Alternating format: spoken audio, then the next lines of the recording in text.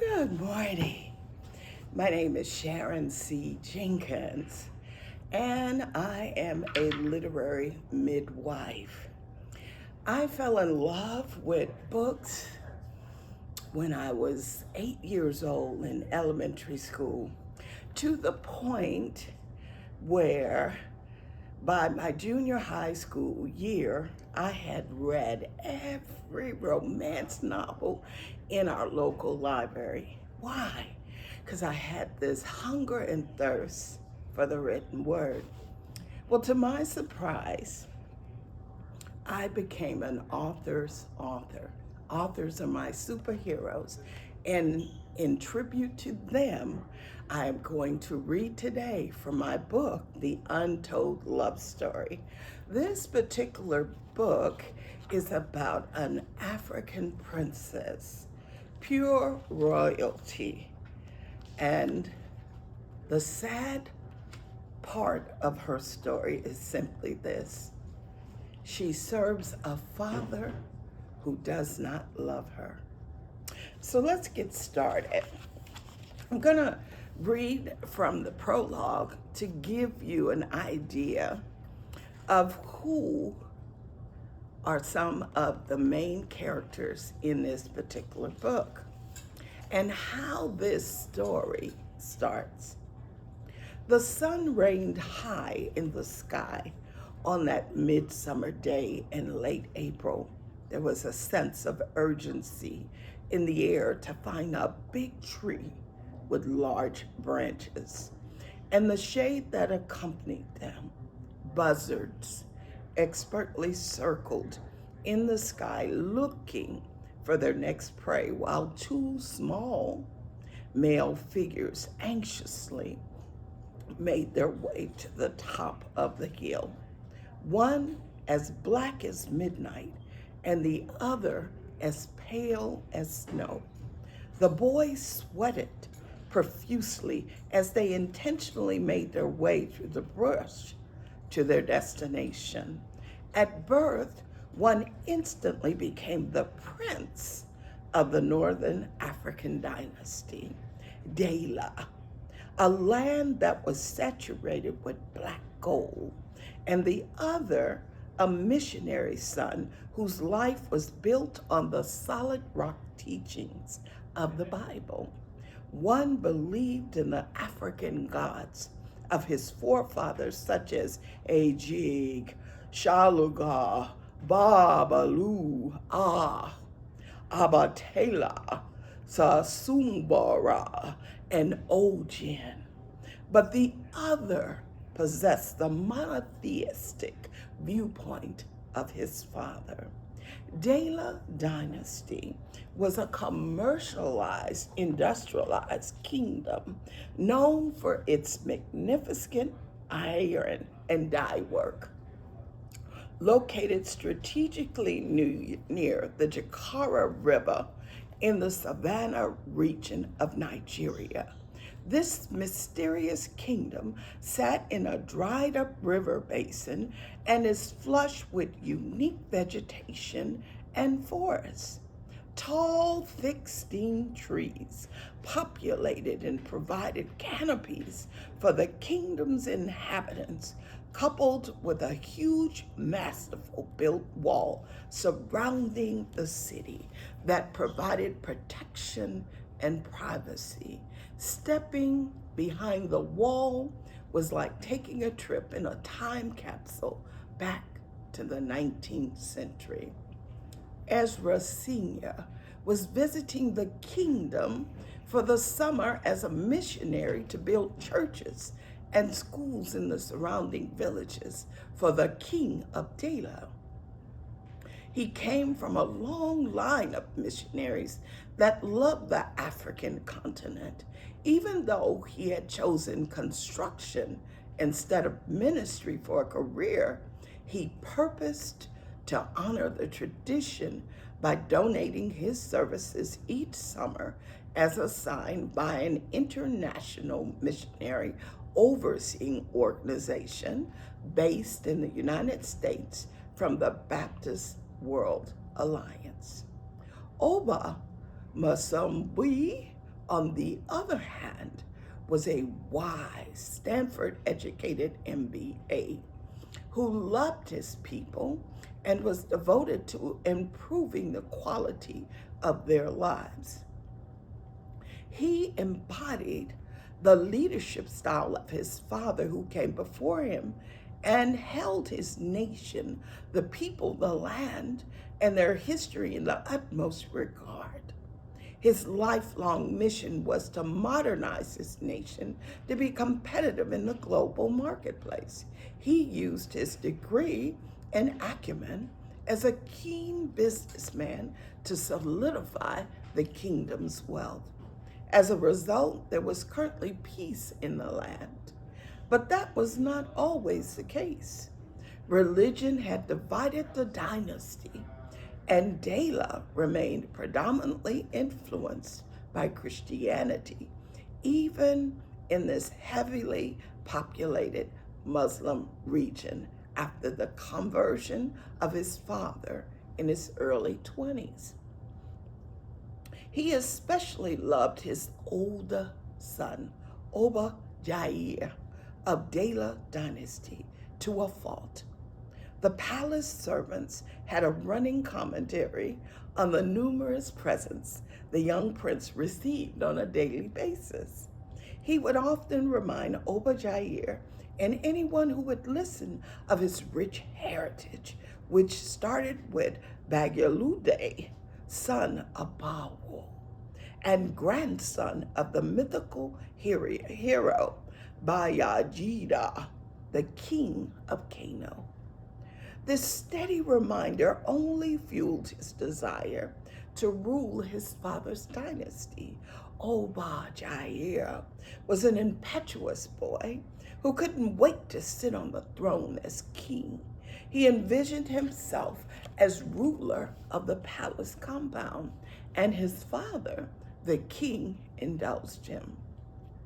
Ezra, on the other hand, still grieved the death of his dear mother and hadn't wanted to take the trip to this mysterious foreign land. His father felt compelled to bring him along because he wanted to keep a close eye on his son.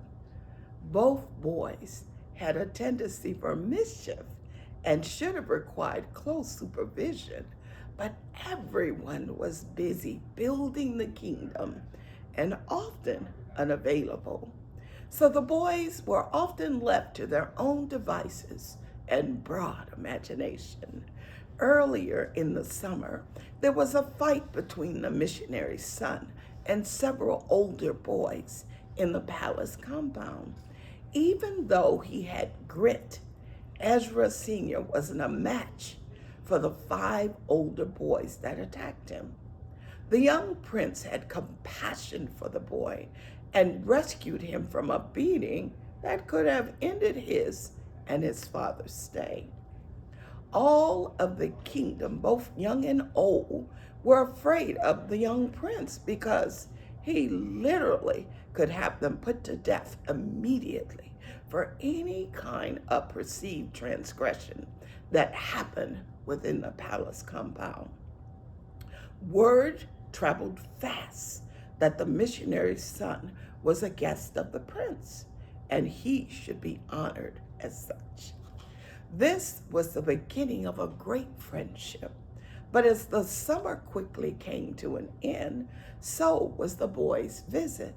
Frantic about how to maintain their bromance across the vast Atlantic Ocean, they decided to take a trip to the mountain that housed the altars of the gods worshipped by the natives to solidify their relationship.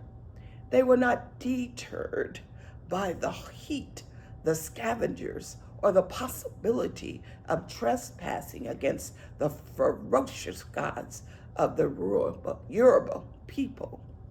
These things were simply a backdrop to a higher calling. This would be the day that they would deliberately defy all societal norms and cross cultural lines that spanned nations. Today, they would become blood brothers forever. They had grown so close to each other that the king had agreed to let Ezra Sr. share a bunk bed in the prince's palace bedroom. Each night, their ritual was to take turns telling each other bedtime stories. Oba Jair shared the stories that he had heard at the feet of the learned griots of his compound, and Ezra Sr. the stories of the Bible. It was Ezra's turn to share on the previous night, and he chose the story of Jonathan and David's establishing a blood covenant, declaring their infinite brotherhood and love, honor, and respect for one another. The prince was intrigued with the story because he was very familiar with the concept of blood covenants and their importance. He had witnessed the ceremonial treaties his father formed with neighboring countries and valued this new experience, especially with his new friend that was more like a brother to him than anyone else.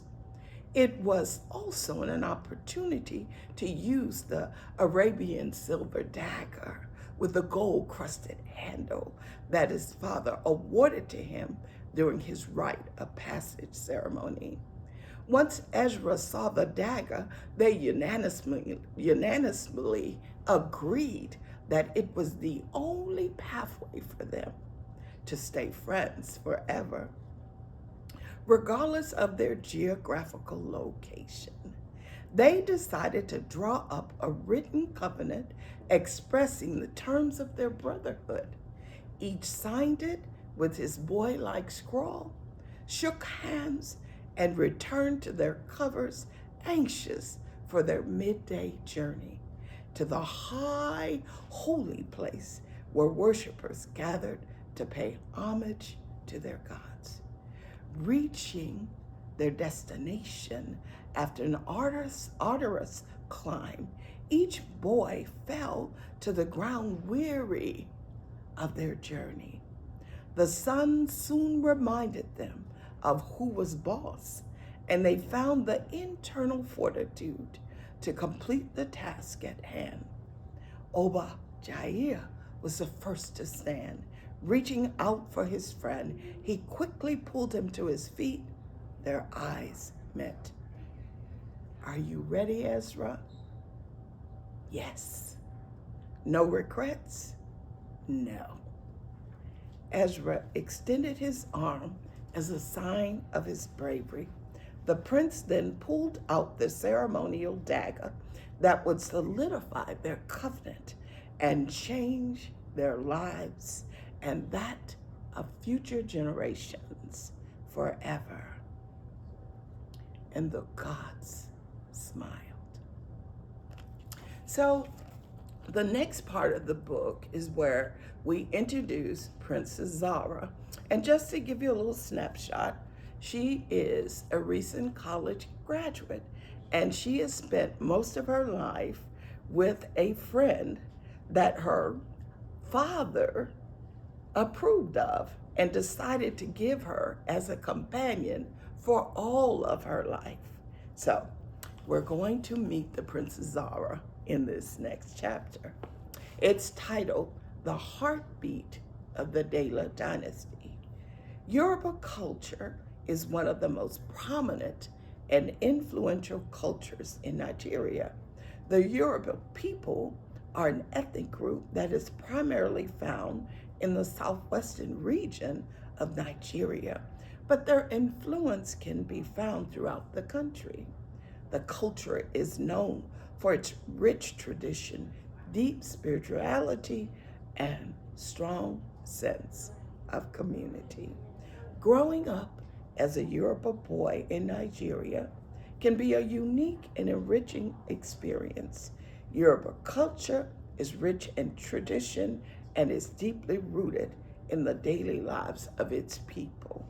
Family and community are highly valued, and children are often raised with strong values such as respect, obedience, and hard work. So that gives you a snapshot into the background of why Princess Zara is who she is.